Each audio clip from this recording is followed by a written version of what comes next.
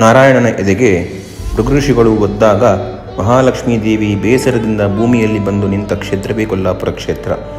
ದ್ವಾಪರ ಯುಗದಲ್ಲಿ ಶ್ರೀಗಾಲ ವಾಸುದೇವ ಅಧಿಪತಿಯಾಗಿದ್ದ ಈ ಕ್ಷೇತ್ರಕ್ಕೆ ಕರವೀರಪುರ ಎಂದು ಹೆಸರಿತ್ತು. ಶ್ರೀಕೃಷ್ಣ ಈ ಕರವೀರಪುರಕ್ಕೆ ಆಗಮಿಸಿ ಶ್ರೀಗಾಲ ವಾಸುದೇವರನ್ನ ಸಂಹರಿಸಿದ ಇತಿಹಾಸವಿದೆ. ಕೋಲ ಎಂಬ ಮುನಿ ರುದ್ರದೇವರನ್ನು ಕುರಿತು ತಪಸ್ಸು ಮಾಡಿ ಒಲಿಸಿಕೊಂಡ ಫಲವಾಗಿ ಕೊಲ್ಲಾಪುರ ಅಥವಾ ಕೊಲ್ಹಾಪುರ ಎಂಬ ಹೆಸರು ಬಂದಿದೆ. ಕೊಲ್ಲಾಪುರ ಕ್ಷೇತ್ರದಲ್ಲಿ ಅಸಂಖ್ಯಾತ ಸರೋವರಗಳಿದ್ದವು, ಅದರಲ್ಲಿ ಅಸಂಖ್ಯಾತ ಕಮಲದ ಪುಷ್ಪಗಳಿದ್ದವು. ಅಂತಹ ಕ್ಷೇತ್ರದಲ್ಲಿ ಮಹಾಲಕ್ಷ್ಮಿ ನೆಲೆಸಿದ್ದಾಳೆ.